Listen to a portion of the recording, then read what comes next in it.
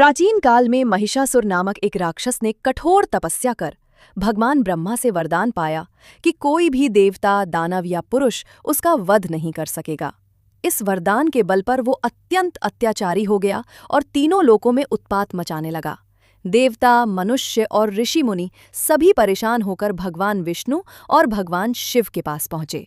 तब त्रिदेव ब्रह्मा, विष्णु और महेश ने अपनी शक्तियों का संयोग किया और एक दिव्य शक्ति प्रकट हुई। यही शक्ति देवी दुर्गा थीं। देवी दुर्गा ने 10 दिशाओं से देवताओं की शक्तियां और अस्त्र शस्त्र प्राप्त किए। शिवजी से त्रिशूल, विष्णु से चक्र, इंद्र से वज्र, वरुण से शंख, अग्नि से शक्ति, यमराज से तलवार, वायु से धनुष बाण, कुबेर से गदा, हिमालय से सिंह वाहन। इस प्रकार माँ दुर्गा सुसज्जित होकर महिषासुर से युद्ध करने निकली।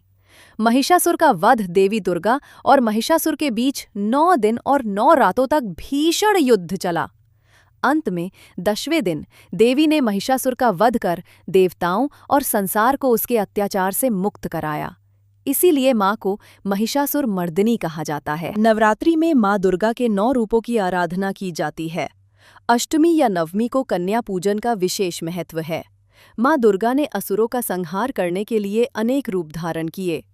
उनमें से एक रूप था कुमारी बालिका का रूप, जिसे शुद्धता और असीम शक्ति का प्रतीक माना गया। महिषासुर जैसे दैत्यों का वध करने के बाद देवी ने कहा कि हर नवरात्रि में कन्याओं की पूजा करनी चाहिए, क्योंकि वे स्वयं शक्ति का जीवंत रूप हैं। तभी से अष्टमी या नवमी को कंजक पूजन की परंपरा शुरू हुई। घर पर 2 से 10 वर्ष की छोटी कन्याओं को बुलाया जाता है। कन्याओं के चरण धोकर सम्मान दिया जाता है।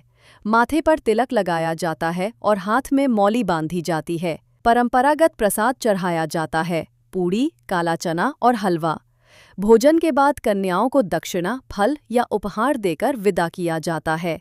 कन्या पूजन से माँ दुर्गा प्रसन्न होकर अपने भक्तों को सुख, समृद्धि और शक्ति का आशीर्वाद देती है।